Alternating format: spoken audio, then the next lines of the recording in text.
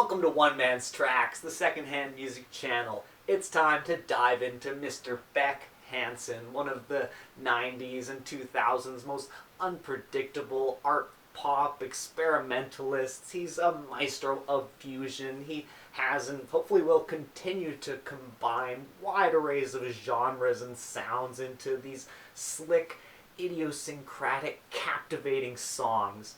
A master of combining the traditional with the contemporary. Over his 30 years of releasing music now, he's put out 14 albums, each with their own unique moods and grooves, and today I've decided to go over them all on the arbitrary basis of ranking them from my least favorite to my most favorite, just based on what I personally think and feel about them. So keep that one thing in mind while you're watching this. This is just like, my opinion, like every music review ever. So with that said, let's get started. Let's get into Beck, worst to best. My least favorite Beck album is Colors, released in October of 2017 after an almost 2-year gap between the first single of the album being released and the actual album coming out.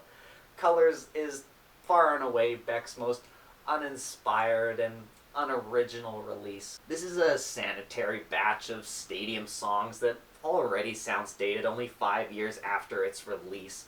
No, it's not a terrible pop record, but for Beck standards, I don't know. It's shiny and danceable, sure, but really this is just a mashup of cheap tunes drenched in this painfully predictable mid-2010s pop pastiche. Some examples being Up All Night, No Distraction, and the airheaded anthem Seventh Heaven and I'm So Free, just playing right into the soulless mainstream of one of pop's least interesting eras, in my opinion. The most Beck song you'll find on this album is the freestyled Wow, which even still kind of suffers from a similar fate as most of these songs do, that once the initial ideas are all laid out, there really isn't a whole lot of progression. If I had to pick a favorite off this album, it would either be the title track, the opening cut, being pretty full and lively. It sticks with me a little bit, but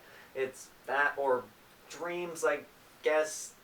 It's just too safe of a project. Sure, he got a couple of Grammys for it, but it really is his most boring work and the only album I can't recommend in his entire catalog. Okay, now that we've got the majority of the unpleasantries out of the way, we can move on to an indie record that was 5 years in the making, finally released in February of 1994. It's the chaotic, the punky, the fantastically named stereopathic Soul Manure. It's kind of the complete opposite of Colors. It's rowdy, unpredictable. It's got funny lo-fi rippers like Today Has Been a Fucked Up Day, or drunken, detached repetitiveness of No Money, No Honey. It just all feels a little emotionally unstable. Full of strange left-field samples and interludes. It can be a little jarring, but I still do find myself enjoying its punky folk musings. I particularly enjoy the storytelling country fever dream that is Satan Gave Me a Taco. For those of you that are more noise rock enthusiasts, check out Taser Gun, and for those of you that are more into Beck's Southern Americana, I think Rowboat is a fantastic tune. A few real highlights there, yeah, but as a whole, it's not his most charming record, and Stereopathic Soul Manure, like its title, is kind of sonically incoherent, and it's a bit taxing to listen to on repeat. Sitting in 12th position is his 11th and shortest LP. July 2008's Modern Guilt is a brighter, lighter sounding project, yet it's still full of these dejected psych rock ballads that play over an amusing smattering of sounds and ideas. Co-producer Danger Mouse does provide some good beats here. They just kind of fail to leave a lasting impression. Maybe it's in part due to Beck's vocal tonality not quite matching up with a lot of the song's subjects. At a lot of points he sounds detached, even despondent, and that contrasted with the jaunty synths of a track like Modern Guilt, it just gives it a sort of uncomfortable, ominous vibe. Or just his inability to elevate all the fantastic production choices that were made on Youthless, leaving me with this decent song that I forget all too quickly. It isn't all overly convoluted though. I think the opener, Orphans, is a pleasant, lighter indie rock number, and Soul of a Man is an excellent example of matching song and vocal characters. Profanity Prayers is pretty fun. There's this ambitious psych rock epic called Chemtrails that's definitely worth checking out, and I even enjoy the skittering replica, but I'm a simple man. When you've got a surf rock track that makes you want to dance like the whole world is falling apart, like Gamma Ray, you've got a clear pick for favorite of mine on Modern Guilt. Not quite making it into my top 10 is a lovely and cinematic release from December of 2014, coming 6 years after Modern Guilt. This is the longest time between album releases for Beck. Morning Phase. It is a sister album to his first divorce album, Sea Change. It is his broke back recovery album, having sustained a pretty bad injury on the E-Pro video shoot. He had to cut his Modern Guilt tour short and wasn't able to play or perform for a number of years. This is his slow, warm, independent return, featuring the majority of the collaborators he had with Sea Change, including his father on the brass and string arrangements. We get a cozy, reflective Beck over this relatively stripped back and straightforward, woodsy folk rock backdrop. From its tone-setting instrumental cycle and the softly crashing opener Morning, you'll either be ready to allow this album to wash over you or have fallen completely asleep by the time you've reached the captivating string sections of Wave. There's this great Simon and Garfunkel-y tune on the back half called Turn Away, and Don't Let Go has grown on me a bit as I've listened to it, but there's songs like Blackbird Chain and a few others on the track list that do feel a little underwhelming. It maintains a consistent, heartlandy sound and vision, and it's a great album, and the Grammys loved it once again, but it really isn't what I'm looking for when it comes to a Beck record. My favorite here is probably the folk rock crooner Say Goodbye, and an honorable mention is definitely shouting out Wave and My Heart is a Drum. At number 10, I've got an album that was originally set for independent release, but upon hearing it, Geffen chose to release it themselves in November of 1998 and were promptly sued by Beck for doing so.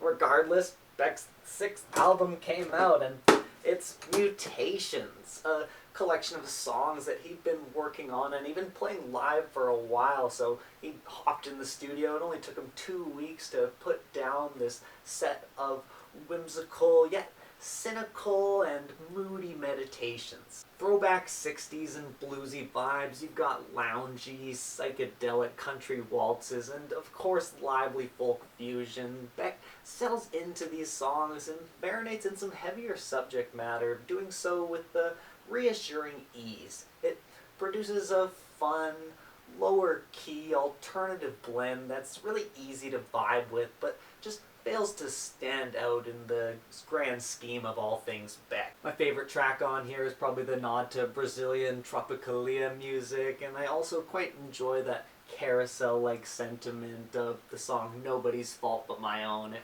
really lingers for a minute after I listen to it. It's got this sort of folk Beatles aesthetic that also kind of pops up on Sing It Again. I think the song Static is fun, and I also really enjoy the bonus track Diamond Bollocks. It really rocks out after the album's already over. This next one is the album that has grown on me the most over the course of making this list, so take its placement with a grain of salt because I'm likely just one big heartbreak away from it sneaking its way into my top 5. It's Beck's 8th album, co-produced by Nigel Goodrich, his saddest and up-to-date, his most straightforward project, released in September of 2002. Here's Beck's Sea Change. Another album with a quick turnaround. This only took about 2 months to make, with Beck and the band sitting down for a 2-week period, hammering out a song a day to capture that raw weight of a fresh lost love. This being, like I mentioned earlier, his first divorce album, and it took me a couple of listens to get over that labored melodrama that kind of coats the whole thing in this funereal gloom.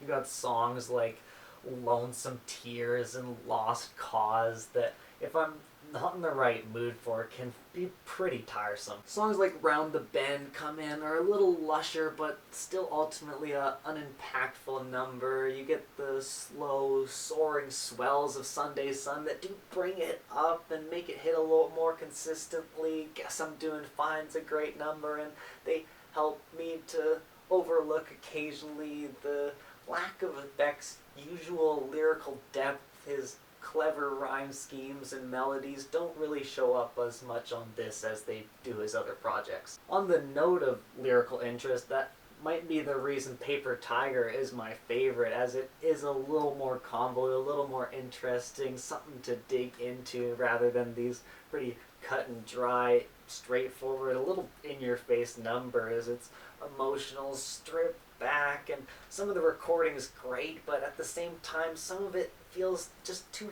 thin, a little hollowed out, especially for someone known for his dense, eclectic stylings. I just don't quite connect on the Beck level that I do with some of his other albums. At least not yet. Time for the understated and unofficial follow-up to Beck's major label debut that has sort of cheated its way up into its elevated position in this list thanks to me listening to the deluxe reissued edition instead of the original version of this anti-folk record. It essentially doubles the runtime of it, and that's more Beck for your buck in my opinion, so we're deluxe reissuing it.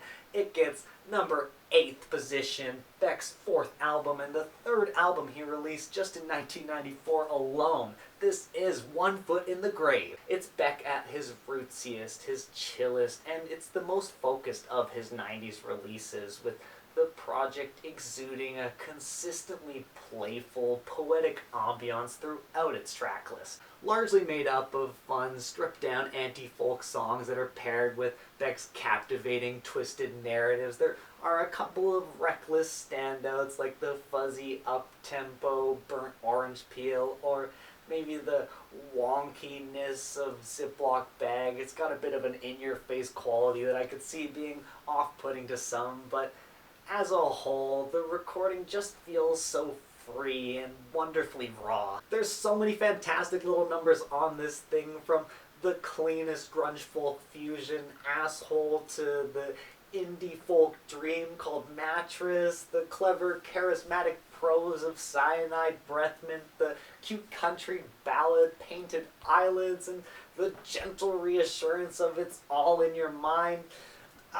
Man, there's just so many. I didn't even mention the beautiful Building title track or the classic Dylan-esque Hollow Log. It's just brilliance. I have such a hard time picking a favorite, but the femsy exuberance that comes out of Mattress does win me over consistently. Halfway now, final 7 time. We're going into a noisy, messy, lo-fi, avant-folk experiment. It's Beck's very first album, released independently in 1993, Golden Feelings.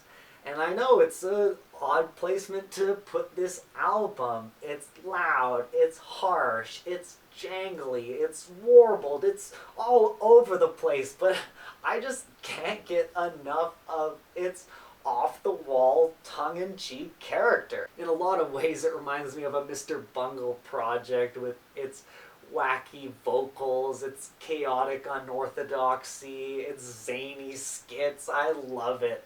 Songs like Magic Station Wagon, Schmoozer, the first instance of Motherfucker, and People Getting Busy, all just drenched in this rockin' idiosyncratic ooze. His ability to go from the crude, stripped-down introspection of a song like The Fucked Up Blues, Feelings, the shanty Will I Be Ignored, all the way to the acoustic beauty of a song like Getting Home or even Totally Confused just exemplifies not only his dynamic artistic ability, but also his refusal to be pigeonholed in any one lane. I can't help but just have a huge smile on my face every time this thing's on. It's so out there, it's so full of character, it's Beck just having a blast, showing off his ability and then launching off left field and doing some semi-ironic warblings. My favorite track here is probably Getting Home. It's gorgeous, but honorable mentions, shout out to the opener and the closer, because I certainly get the fucked up blues sometimes, and I like the get her done attitude of people getting busy. Next up, I got what we get when you amalgamate all the enjoyable sounds and ideas that Nigel and Beck have worked on together throughout the 90s and early 2000s, and we get Beck's 10th album, released in October of 2006, The Information.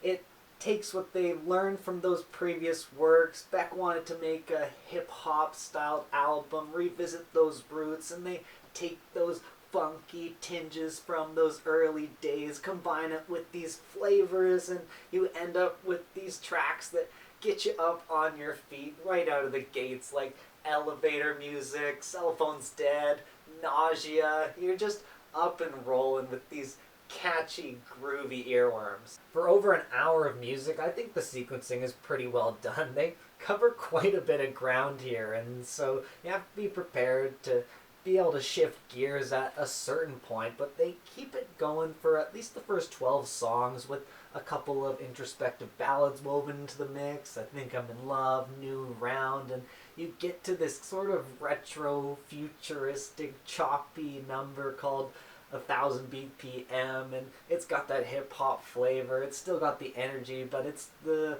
kind of strange transition point where you end up kind of chilling out more and then kind of having this step back, sort of understated approach to kind of the rest of the record. You got the Sisyphusian struggle of pushing up the tin can mountaintop that kind of laughs at the rat race. It's motorcade, just driving along endlessly for no real reason. It's got a great idea behind it, but beyond that kind of, I don't know, cynical whimsy that it carries, it doesn't stick with me that long, and the understated title track kind of feels like it just drifts into that very Radiohead-y movie theme. And I don't want to say any of those songs are bad songs by any mean. I just have expended so much energy by the time I get to those final 3 or 4 tunes that I guess my brain just takes a little bit longer to process them, and I need to come back and kind of revisit the back end to really appreciate them fully instead of just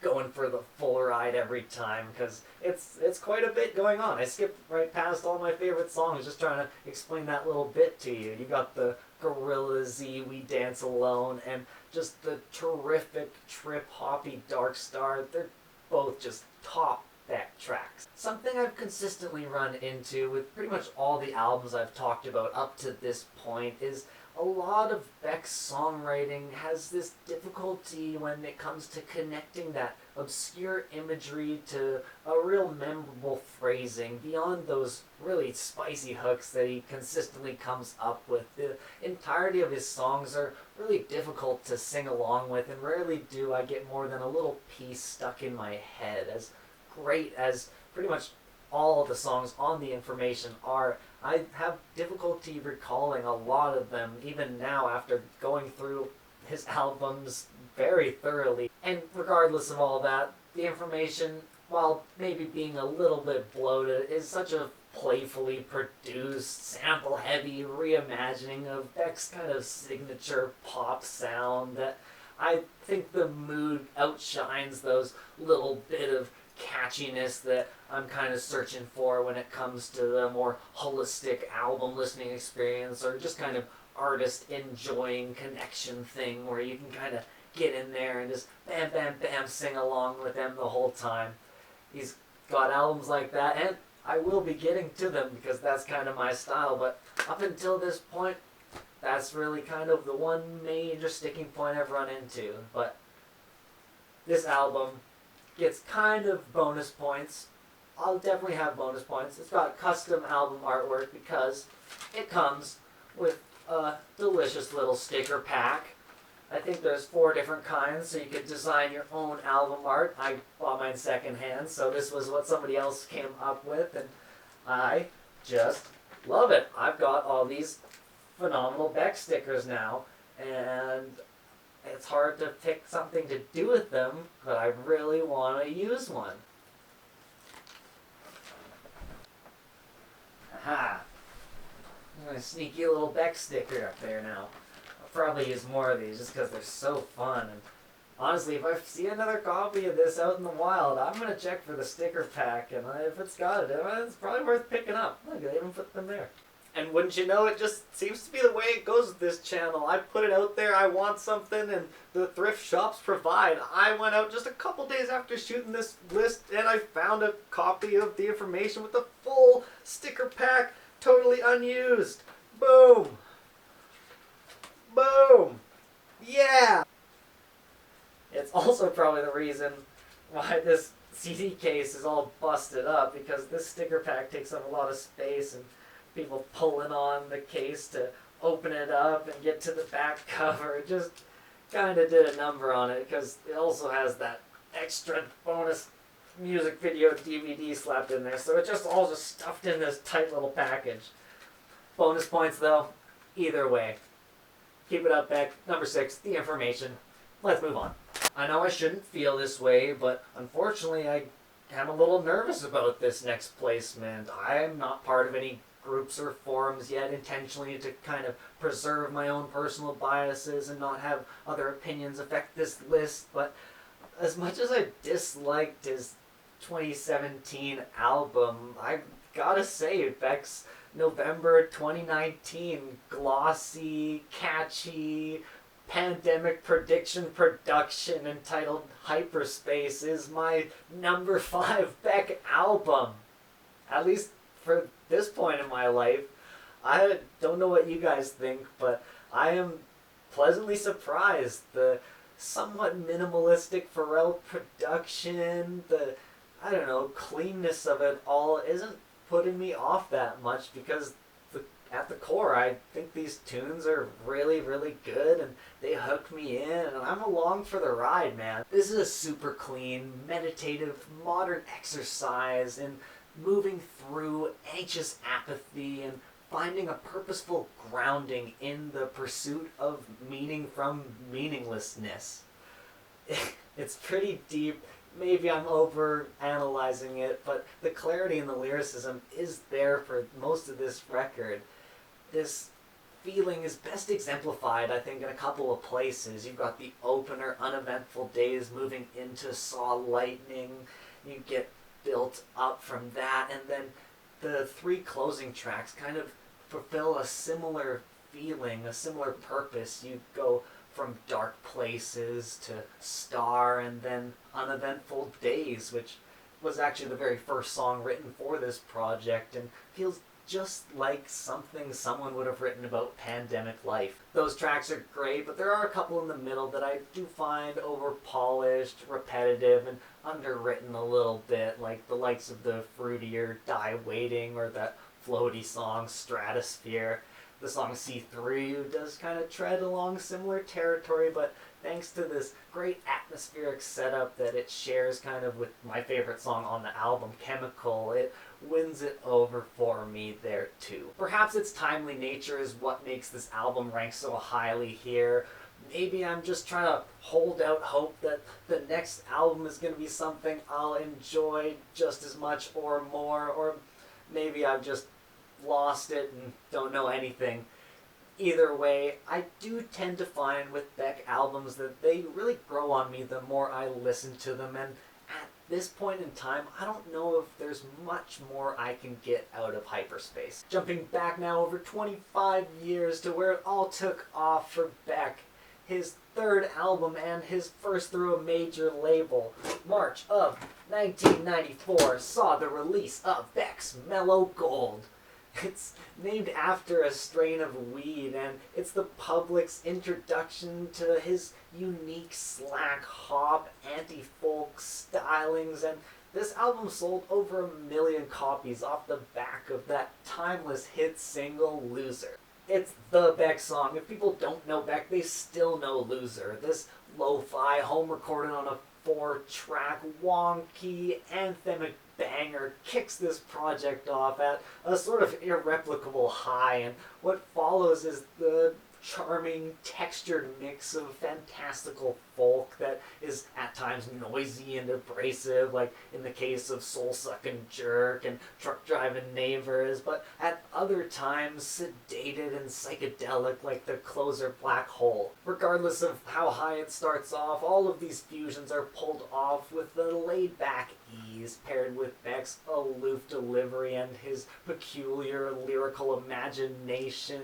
It captures a special time in his creative journey and makes for a wonderfully immersive listening experience. I really like the dense, groovy, and distorted Sweet Sunshine, as well as the easy-going drinking song Beer Can, but beyond Loser, my favorite song has got to be Steal My Body Home. It takes a breath and then stumbles into this hazy, sitar-filled dream. It's like this grunge rock meditation that I find super hypnotic. On to the top 3. All amazing albums, all awesome listens. They're really just, this whole list is an excuse for me to listen to great music, but these 3 are the cream of the Beck crop.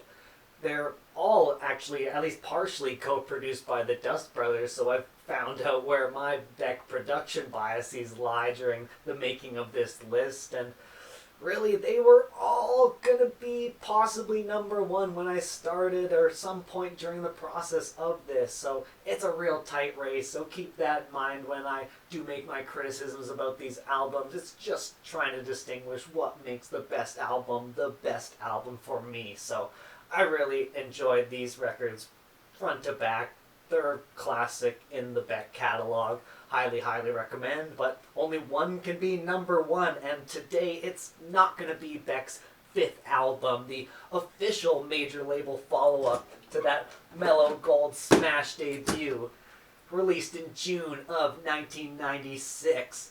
Number 3 on my list is Beck's Odelay. Worried that his newfound fame would be short-lived, he took this as an opportunity to just throw the kitchen sink at a project, launching out even more intricate, heavy sampled genre mashups. Remarkably, these experimental sound collages are just as cohesive as everything else the man produces. It covers such a large variety of songs, yet still manages to bump along smoothly track to track, managing to go from a country rock song that's all fuzzy like Lord Only Knows to this upbeat jazz rocker with super fun choruses like The New Pollution. You get a lo-fi rippin' hip-hop number called Novocaine, and then lower down you hit a track like Minus that is borderline grunge rock. Then you get, right after that, you get a funky, smooth, kind of country song with a hip-hop beat. It's called Sissy Neck. This much eclectic experimentation should not be able to work on one project, but somehow when it all becomes assembled, the vision is a really cohesive one, and I don't really know the best way to describe that as a whole kind of one big wrap it up in a nice bow sentence. I guess it's just Beck. I don't know. I love Odelay, that's for sure. I really don't have a whole lot of complaints here. The kind of incredibly screechy, feedbacky sections like the end of Novocaine and I think parts of High Five, just I really can't tolerate. And songs like Jackass and Derelict don't do a whole lot for me, but beyond that, like, you've got incredible tracks. I can't get enough of Devil's Haircut. That absolute ripping outro just rocks me every time. I would need just more of that kind of Beck in my life. Hot Wax is definitive Beck. Like I said, that unique fingerprint is there 100%. Oh, I love the longest track on this album. Got Money Mark on the organs, fantastic brass. It's called Where It's At, and it's a good time. I think it's the lead single for this album because people didn't really know how to promote this otherwise, and it's a banger too. The second placement is always the most exciting on any worst to best list because it just happens to spoil what is going to be the next album unless you don't have any idea what albums Beck made. Either way, I considered playing a dumb game, but I thought it was just best for me to whip it out there. It's Beck's 9th album, released in March of 2005. My second favorite Beck album is Garrow. The active pursuit of being carefree is that juxtaposing feeling I get from all of these top 4 albums. It's very definitive Beck to try to not be affected by things, forced aloofness.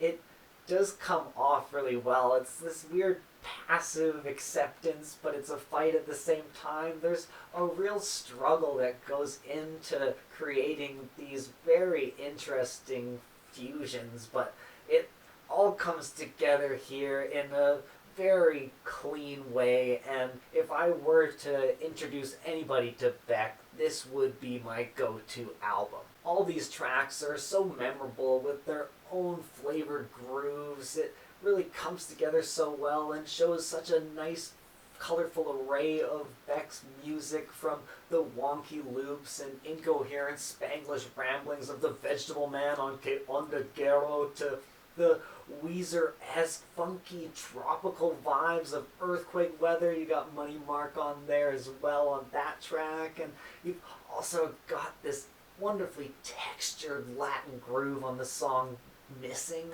I just love the blues rock of Black Tambourine, and the Jack White bass feature on Go It Alone is tremendous, and while they may not be his most fresh takes, I still really like the Chemical Brothers Daft Punky song Hell Yes, as well as the sort of untroubled indie rocker called Rental Car. Overall, this maintains a killer and unrelenting groove, bringing that classic cryptic Beck fusion into the new millennium.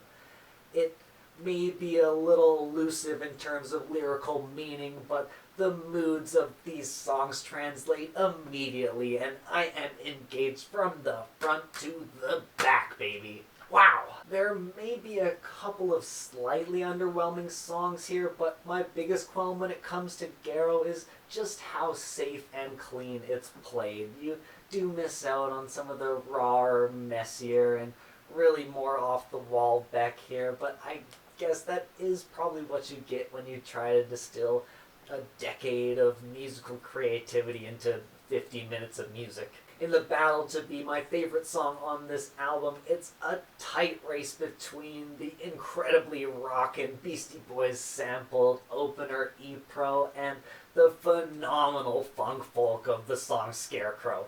I really can't decide. Number 1, my favorite Beck album as of right now is his 7th, released in November of 1999. It's Midnight Vultures. Beck's zaniest and most over-the-top release. It's a vibrant, jammy, electro-funk rock record that once again sees a further widening of Beck's irreplicable repertoire. His ability to try new things while still managing to stay distinctly himself, even while sampling his influences, is beyond impressive here. All these songs are as fresh as they are instant classics in his discography, from the opening, the fabulously reckless Sex Laws, to the wild experimental funk rock epic that is Nicotine and Gravy, all the way over to those 70s psych rock vibes of Milk and Honey and the ever so ear-pleasing Velvet Underground-esque Beautiful Way, and as well as this supremely sultry closing track, the Bowie Prince-inspired Deborah. Yes! Heck, I enjoy nearly every track on here. I think the disjointed, robotic nature of Get Real Paid plays really well into the catchy choruses of Hollywood Freaks, and I can't say enough good things about Peaches and Cream. It just oozes funk. It might just very well be my favorite Beck song ever. Those brilliant layered vocals that Beck does so well just has me joining in, adding my own layers, going wild on this track every single time it plays. I love it! I'm into the catchy exuberance of Mixed Business. I dig the Beckian lyrical whimsy of Broken Train, and I can even get down with the energetic alt-rock with a little twinge of grunge on it on Pressure Zone. I'd love to get a copy of the 2001 self-titled EP that contains a little more of this kind of content. I can listen to the tracks online, sure, but it's something that might be just worth breaking down, and I'm definitely a little too overly frugal when it comes to my collections, so maybe it's worth getting myself an early Christmas present. Either way, I think I'm gonna do even more Beck stuff, but that's enough Beck for this video. I'm gonna probably make a whole other video talking about the background of Beck, get more into the man behind the music, and then do kind of a full retrospective review of this album. Maybe it's the whole month of Beck, it's November Beck, and here we go. Let's get it going. I'd like to now take a moment to extend my sincerest apologies for not having the same opinion on Beck's discography as you. Now is the perfect opportunity to let me know why your opinion is better than mine and why I should have a certain album in a certain spot down in the comments. Leave me your list. Let me know what you think about Beck and all of his albums, or maybe suggest another artist whose discography you think I'd like. There's a worst to best video I made last year right there, Chemical Brothers, and this Midnight Vultures review will pop up right here once I got that finished and out for you to check out. Like the video, thank you for watching this incredibly long one. Subscribe for more throwback album madness, and I'll see you next time. Ooh, ooh.